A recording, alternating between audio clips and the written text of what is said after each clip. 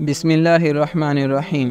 حضرت خواجہ حبیب اجمی رحمۃ اللہ علیہ بڑے جلیل القدر اولیاء میں سے ہوئے ہیں۔ طریقت میں آپ رحمۃ اللہ علیہ حضرت خواجہ حسن بصرہ رحمۃ اللہ علیہ کے خلیفہ تھے۔ ابتدا میں بہت دولت مند تھے لیکن سود خور تھے۔ ہر روز تقاضا کرنے جاتے، جب تک وصول نہ کر لیتے اسے نہ چھوڑتے۔ ایک روز کسی مقروض کے گھر گئے لیکن وہ گھر پر موجود نہ تھا۔ اس کی بیوی نے کہا کہ اس کے پاس قرض ادا کرنے کے لیے رقم موجود نہیں ہے، البتہ بکری ذبح کی تھی، اس کی گردن موجود ہے، ہم نے گھر پر پکانی ہے۔ لیکن آپ رحمۃ اللہ علیہ اس عورت سے بکری کا گوشت زبردستی لے آئے اور گھر پہنچ کر بیوی سے کہا کہ یہ سود میں ملی ہے، اسے پکا لو۔ بیوی نے کہا کہ آٹا اور لکڑی بھی ختم ہے، اس کا بھی بندوبست کر دو۔ آپ رحمۃ اللہ علیہ دوسرے قرض داروں کے پاس گئے اور یہ چیزیں بھی سود میں لے آئے۔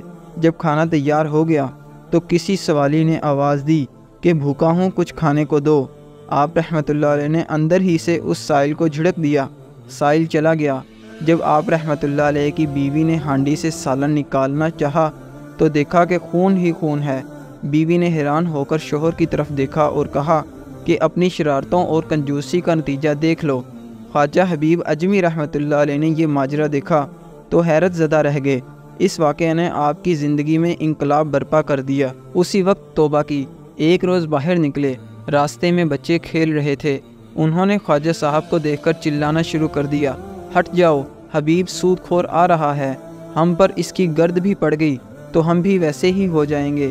یہ سنا تو تڑپ اٹھے، ندامت سے سر جھکا لیا اور کہنے لگے، اے رب، بچوں تک تو نے میرا حال ظاہر فرما دیا۔ خواجہ حسن بصرہ رحمۃ اللہ علیہ کی خدمت میں حاضر ہو کر توبہ کی، سب قرض داروں کا قرض معاف کر دیا، اپنا سارا مال و اسباب راہ خدا میں دے ڈالا، عبادت و ذکر الہی میں مصروف ہو گئے اور صائم الظہر اور قائم اللیل رہنے لگے۔ کچھ عرصہ بعد ایک دن پھر انہی لڑکوں کے پاس سے گزر ہوا تو انہوں نے آپس میں کہا، خاموش رہو، حبیب العابد جاتے ہیں۔ یہ سن کر آپ رحمۃ اللہ علیہ رونے لگے اور کہا کہ اے اللہ، یہ سب تیری طرف سے ہے۔ جب اس طرح عبادت کرتے ایک مدت گزر گئی تو ایک دن بیوی نے شکایت کی کہ ضرورت کیسے پوری کی جائے۔ آپ نے فرمایا کہ اچھا کام پر جاتا ہوں، مزدوری سے جو ملے گا لے آؤں گا۔ چنانچہ آپ رحمۃ اللہ علیہ دن بھر گھر سے باہر رہ کر عبادت کرتے اور شام کو گھر واپس آ جاتے۔ بیوی انہیں خالی ہاتھ دیکھتی تو کہتی کہ یہ کیا معاملہ ہے؟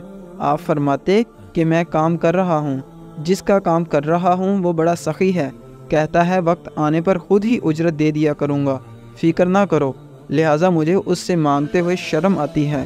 وہ کہتا ہے ہر 10ویں روز مزدوری دیا کروں گا۔ چنانچہ بیوی نے 10 دن صبر کیا۔ جب آپ 10ویں روز بھی شام کو خالی ہاتھ گھر واپس جانے لگے تو راستے میں آپ کو خیال آیا کہ اب بیوی کو کیا جواب دوں گا۔ اسی خیال میں گھر پہنچے تو عجیب ماجرا دیکھا، عمدہ کھانے تیار کر رکھے ہیں۔ بیوی آپ رحمۃ اللہ علیہ کو دیکھتے ہی بول اٹھی کہ یہ کس نیک بخت کا کام کر رہے ہو، جس نے دن رات کی اجرت اس قسم کی بھیجی اور 3000 درہم نقد بھی بھیجے ہیں، اور یہ بھی کہلا بھیجا ہے کہ کام زیادہ محنت سے کرو گے تو اجرت زیادہ دوں گا۔ یہ دیکھ کر آپ رحمۃ اللہ علیہ کی آنکھیں اشک بار ہو گئیں۔ خیال گزرا کہ خدائے پاک نے ایک گناہ گار بندے کی 10 روز کی عبادت کا یہ صلہ دیا، اگر زیادہ حضور قلب سے عبادت کروں تو نہ جانے کیا کچھ دے گا۔ یہ خیال آتے ہی خلائق دنیا سے بالکل الگ ہو گئے اور ایسی عبادتیں اور ریاضتیں کیں کہ اسرار الہی بے نقاب ہو گئے، عنایت الہی کا نزول شروع ہو گیا اور آپ رحمۃ اللہ علیہ کو مستجاب الدعوات کا درجہ مل گیا۔ حقیقت ہے کہ اللہ تعالیٰ کسی کی محنت کو رائگاں نہیں جانے دیتے، بے شک جو جتنی محنت کرے گا اسی قدر وسیلہ پائے گا۔ اس واقعہ سے ہمیں یہ سبق ملتا ہے کہ ہم اپنے گناہوں سے سچی توبہ کر کے واپس لوٹیں تو اللہ تعالیٰ ضرور ہمیں قبول فرمائیں گے۔ اس لیے مایوس نہیں ہونا چاہیے بلکہ سچی توبہ کر لینی چاہیے، اسی میں ہماری نجات ہے۔ اللہ تعالیٰ ہم سب کو عمل کرنے کی توفیق عطا فرمائے، آمین یا رب العالمین۔ جزاک اللہ۔ اگر آپ کو یہ ویڈیو پسند آئی تو لائک کریں، چینل کو سبسکرائب کریں اور بیل آئیکن کو پریس کریں تاکہ میرے آنے والی ہر نیو ویڈیو سب سے پہلے آپ تک پہنچ سکے۔ جزاک اللہ۔